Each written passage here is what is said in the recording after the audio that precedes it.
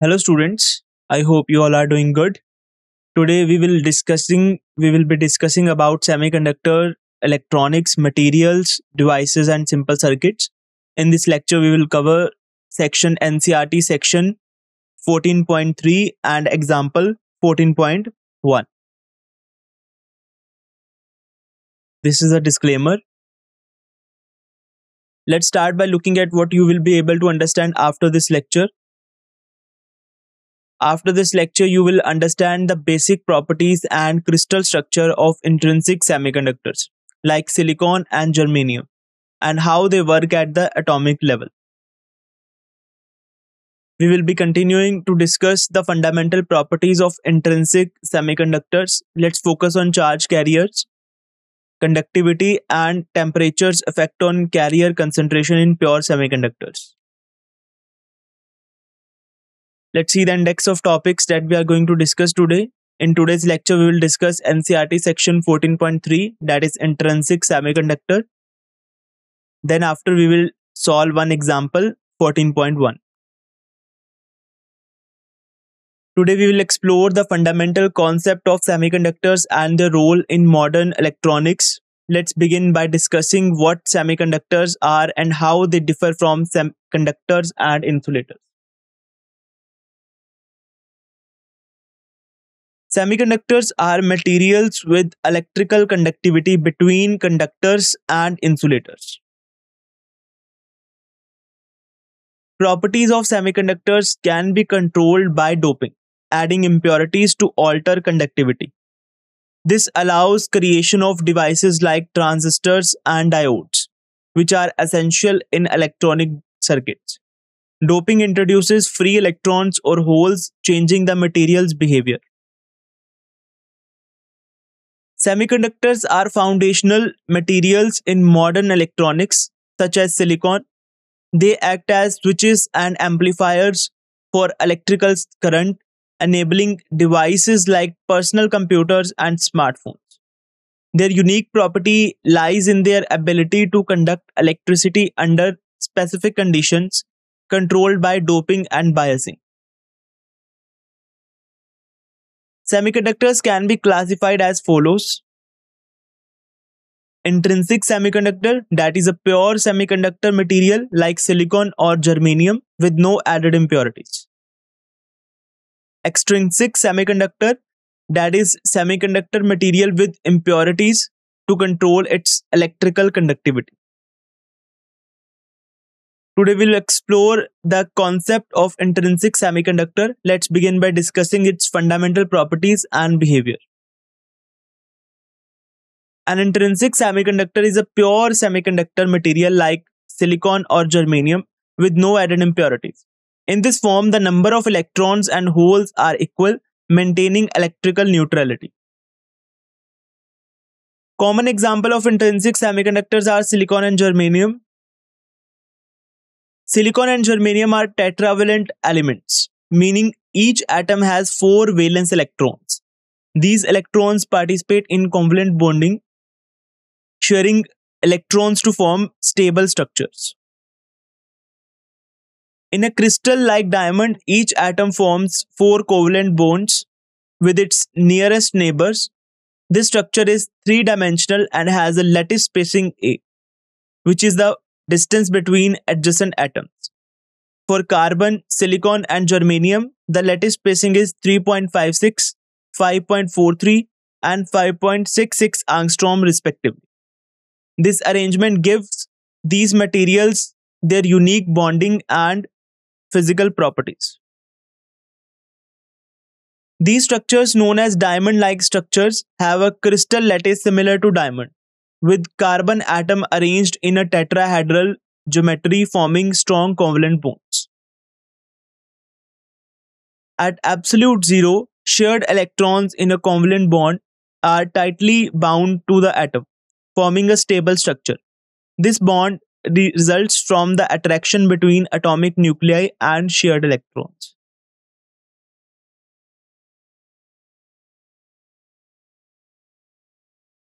Figure 14.4 schematically shows the two-dimensional representation of the crystal structure of silicon or germanium, showing atoms arranged in a lattice. Each atom forms covalent bonds with four neighboring atoms indicated by lines connecting the symbols. The +4 symbol represents the valency of silicon or germanium, showing 4 bonds per atom. At low temperature, all bonds remains intact, illustrating the stable covalent bonding in the solid state. This is an idealized picture in which no bonds are broken. It represents a system where chemical bonds remain unchanged and no reaction occurs. Such a situation arises at low temperatures where all covalent bonds in semiconductor like germanium or silicon remains intact, as shown in figure 14.4. This is an idealized model with no bond breaking.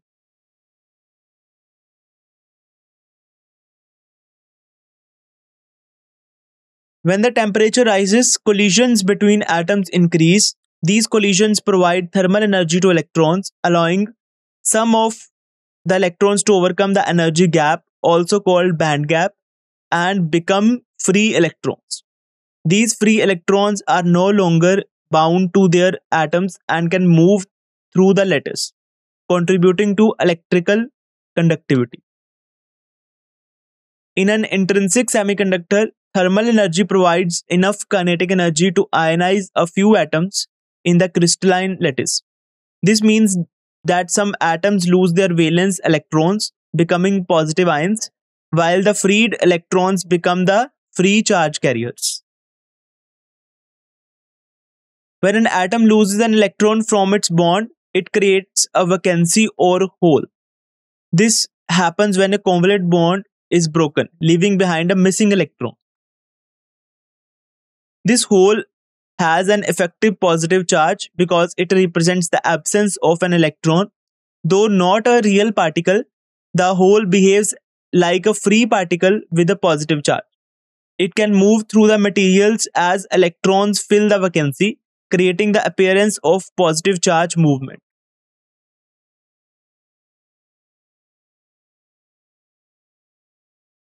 A hole acts like a free particle with an effective positive charge plus E.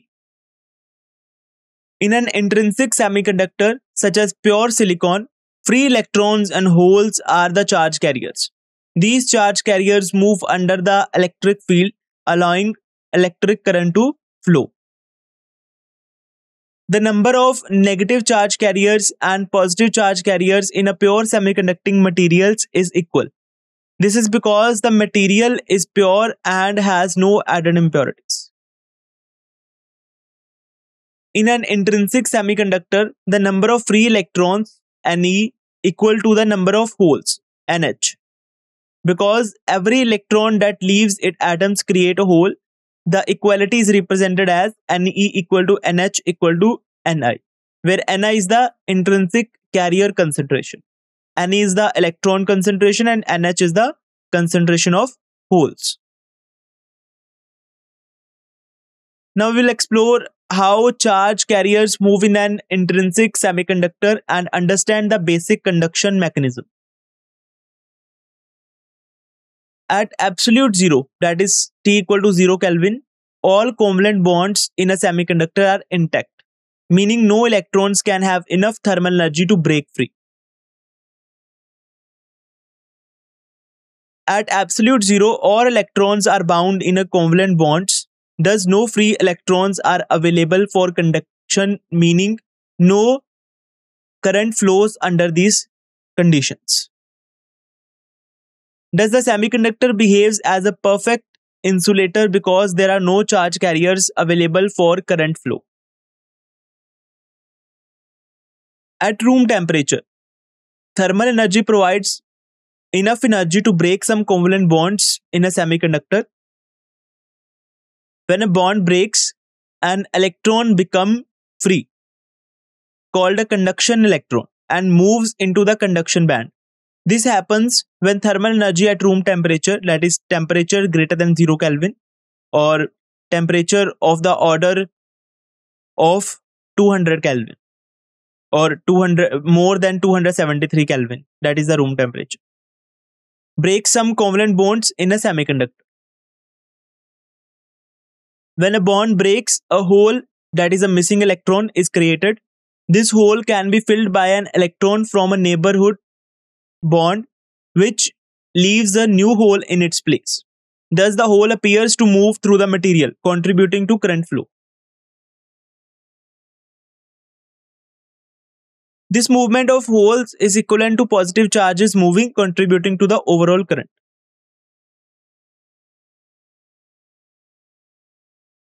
Now we'll explore how charge carriers move in intrinsic semiconductor and understand the conduction mechanism. Let's begin by discussing the role of electron and hole movement in intrinsic materials. So semiconductor possesses the property in which current is carried by both electrons and holes. The dual carrier mechanism is unique to semiconductors. In this figure, a hole is created at site 1 due to thermal energy, leaving behind a missing electron. The conduction electron is excited from a neighboring site to fill the hole, creating a movement of charge carriers. In the process of hole motion shown in figure 14.5a, the electron originally set free, that is the one that moved to the conduction band, is not directly involved. Instead, the hole appears to move as valence electron shift to fill it, creating the illusion of hole movement.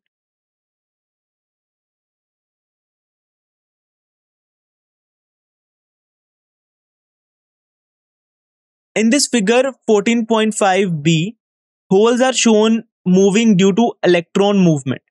An electron from site 2 moves to site 1, leaving a hole at site 2.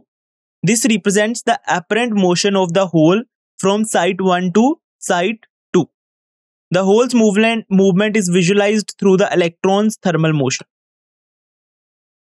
An electron from site 2 can move to vacant site 1, leaving a hole behind at site 2. A hole moves when an electron jumps from one site to another. For instance, if an electron from site 2 jumps to site 1, so site 1 now has an electron and site 2 is now a vacancy, which is hole. When an electron jumps from site 2 to site 1, where a hole was, it leaves a hole at site 2. This seems like the hole has moved from site 1 to site 2.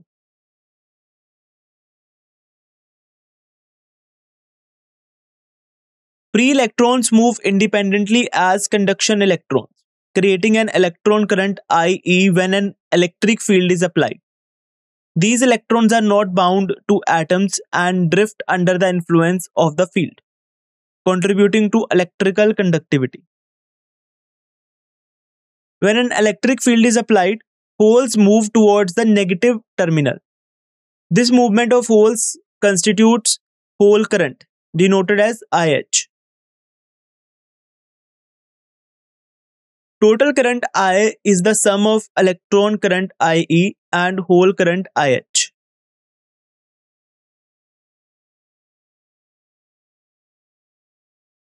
Now we'll discuss intrinsic conductivity. Intrinsic conductivity arises from the movement of both electrons and holes. The total intrinsic conductivity, that is sigma I, is determined by the contributions from these two types of charge carriers. Electrons and holes move through the material with different mobilities, that is mu E and mu H. Okay, concept of mobilities we have discussed in the chapter of current electricity. And their concentration, so hole concentration is Ne and electron concentration is Ne and hole concentration is NH respectively. The equation sigma equal to E in bracket Ne mu E plus NH mu H shows that conductivity depends on both the number of charge carriers and how easily they can move through the material. In intrinsic semiconductors, the number of free electrons equals the number of holes, and both are equal to the intrinsic carrier concentration. Mathematically, Ne equal to Nh equal to Ni.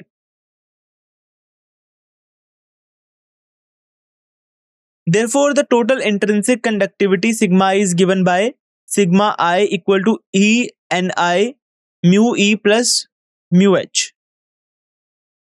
Let's see which symbol represents what. E is the electronic charge. Mu E is equal to electron mobility, representing the ease with which electron can move through a material under the influence of an electric field. Mu H is equal to the hole mobility, which is the measure of ease with which holes can move through a semiconductor under the influence of electric field, expressed in the units of meter square upon volt second. Ni is the intrinsic carrier concentration, representing the number of charge carriers, holes and electrons per unit volume in an intrinsic semiconductor materials at thermal equilibrium.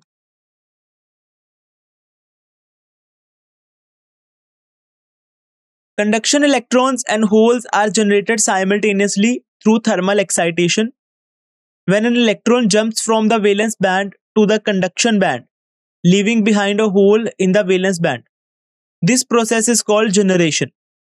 At the same time, recombination occurs when an electron falls back into a hole, releasing energy.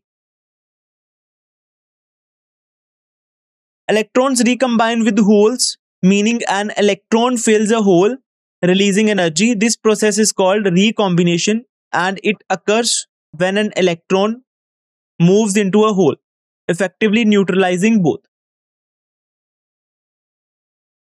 At equilibrium, the rate at which the electron-hole pairs are generated is equal to the rate at which they recombine. This balance ensures steady-state conditions, where the number of free electrons and holes remains constant. Recombination happens when an electron collides with a hole, annihilating them. The process balances the generation of charge carriers.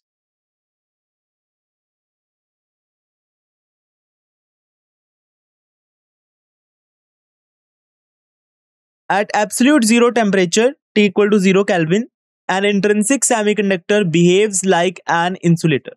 This is because at this temperature, all the valence electrons are tightly bound to the atoms, and there is no thermal energy to excite them into the conduction band. At temperatures higher than 0 Kelvin, thermal energy provides enough energy to excite electrons from the valence band to the conduction band. This process creates electron-hole pairs, increasing electrical conductivity. The energy required for this transition is the band gap energy, denoted as Eg. At temperatures above absolute zero, some electrons in an intrinsic semiconductor gain thermal energy and jump into the valence band to the conduction band. This process creates electron-hole pairs.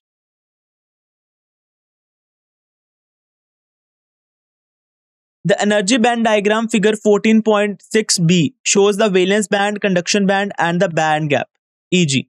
At temperature greater than 0 Kelvin, a few electrons that are donated by the filled circles move to the conduction band, leaving behind holes that are represented by the hollow circle, not filled, okay, in the valence band. These pairs are thermally generated, and their existence is essential for electrical conductivity in intrinsic semiconductors. In an intrinsic semiconductor at temperature greater than 0 Kelvin, electrons move to the conduction band, leaving behind holes in the valence band. For every electron that moves, one hole is left behind. Thus, the number of electrons equal to the number of holes, maintaining charge neutrality. Let's see example 14.1. The question asks why carbon is an insulator while silicon and germanium are intrinsic semiconductors. Even though all three have the same lattice structure, it asks the reason for this difference in electrical conductivity based on their properties.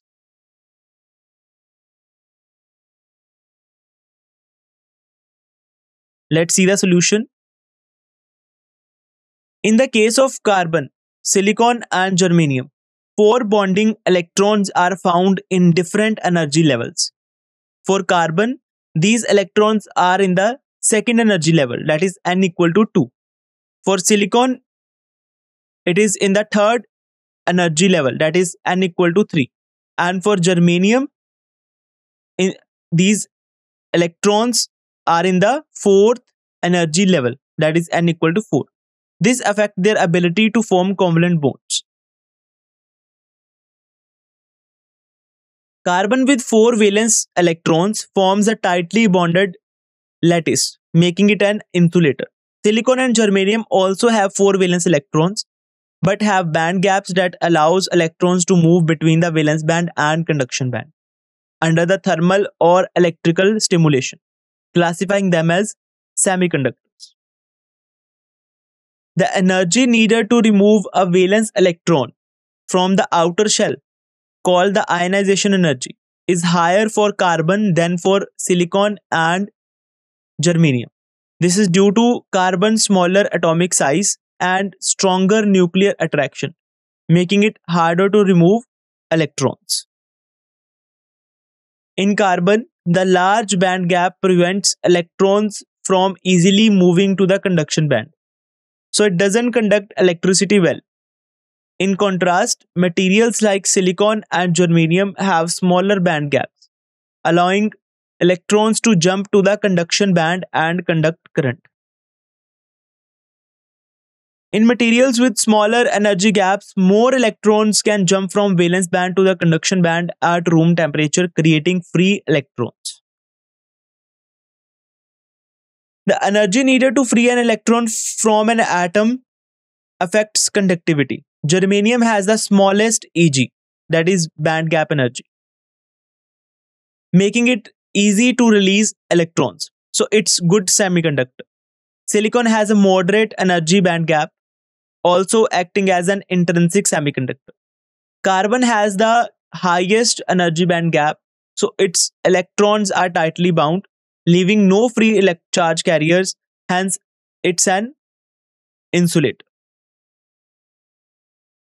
In semiconductors like germanium and silicon, the number of free electrons available for conduction is significant due to their band gap structure. However, in carbon, especially in its diamond form, the number of free electrons is negligibly small because of its wide band gap, making it an insulator. So let's summarize what we have discussed today. So intrinsic semiconductors are pure semiconductors without any added impurities.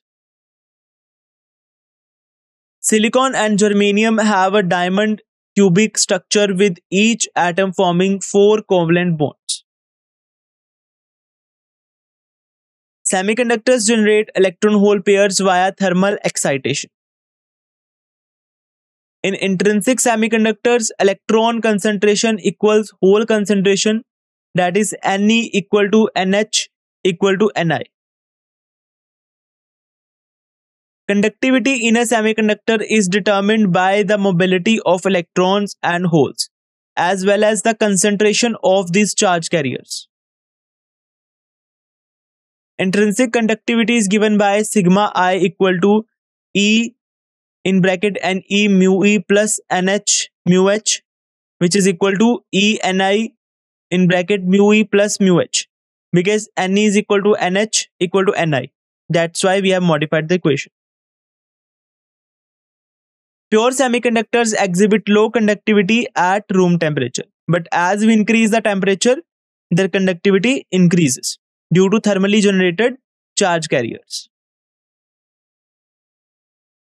Let's see some practice questions based on the topic that we have discussed today. The question asks about the number of closest neighboring atoms around a single silicon atom in its crystal structure. The question asks about next question asks about the kind of chemical bond between atoms in silicon and germanium crystals. And last question asks about what occurs to the conductivity of an intrinsic semiconductor when temperature increases. So this is all about today's lecture. I hope you enjoyed the session and understood it well. Thank you for your attention.